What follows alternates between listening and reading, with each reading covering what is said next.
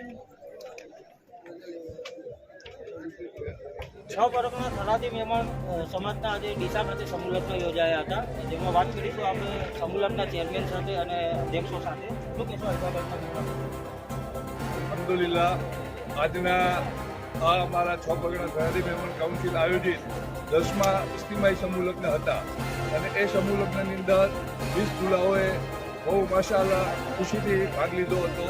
અને આ સમૂહ લગ્નની અંદર મને પાંચેક કાઉન્સિલના અમારા પ્રમુખો પણ હાજર રહ્યા હતા. આ સમૂહ લગ્નની અંદર અમારી 20 જમાતોના પ્રમુખો અને પૂરી જમાતના સભ્યો પણ હાજર રહ્યા હતા. જે સખીદાતાઓએ અમને બહુ સાથ અને સહકાર આપ્યો છે એમનો પણ હું ખરા દિલથી આભાર માનું છું. અને આવા સમૂહ લગ્ન, ઇસ્તિમાહી સમૂહ લગ્ન અમે વર્ષમાં 2 વખત કરીએ છીએ.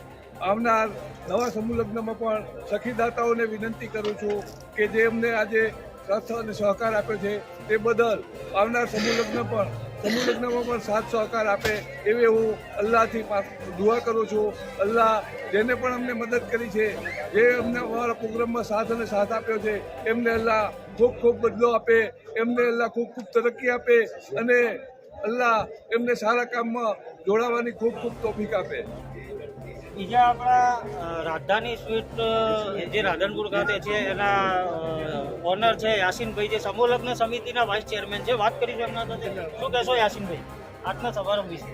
અમે શું કહીએ આપણે કે અમારા જે 10મા સમૂહ લગ્ન ઇસ્તિમાહી આજે હતા એમાં જે આમંત્રિત મહેમાનો આવે અને બીજા જે જોડાયા એના ખૂબ આભાર રાજધાની પરિવાર તરફથી. બીજા આપણા છ પરગણા થરાદી મહેમાન જમાતના સેક્રેટરી, જનરલ સેક્રેટરી હાજી શકુરભાઈ સાચોરથી પોતે અહીંયા વધાર્યા છે. વાત કરીશું એમના સાથે. આજે શું કહેશો આજના પ્રોગ્રામ?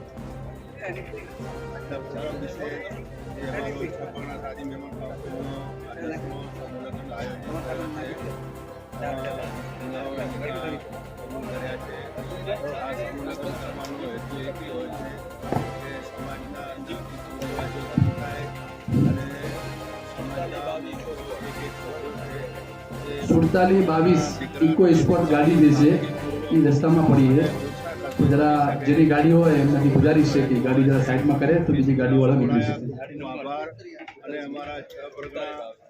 4752 ગાડી નંબર. આવેલા હોદ્દેદારો, મહેમાનો, એમનો ખૂબ આભાર કે અમારા સમૂહ લગ્નમાં હાજરી આપી અમારા સમૂહ લગ્નના પ્રોગ્રામને સફળ બનાવ્યો. ખૂબ આભાર. ખૂબ આભાર ભાઈ સાહેબ તમારો. આ હતી સમૂહ લગ્ન સમિતિના ચેરમેન અને એમની ટીમ, જેમણે આ આયોજનને સફળ બનાવ્યું છે. દર્શક મિત્રોને મારી નમ્ર વિનંતી છે કે ધ ન્યૂઝ ઓફ ગુજરાતને સબસ્ક્રાઈબ અને લાઈક કરજો.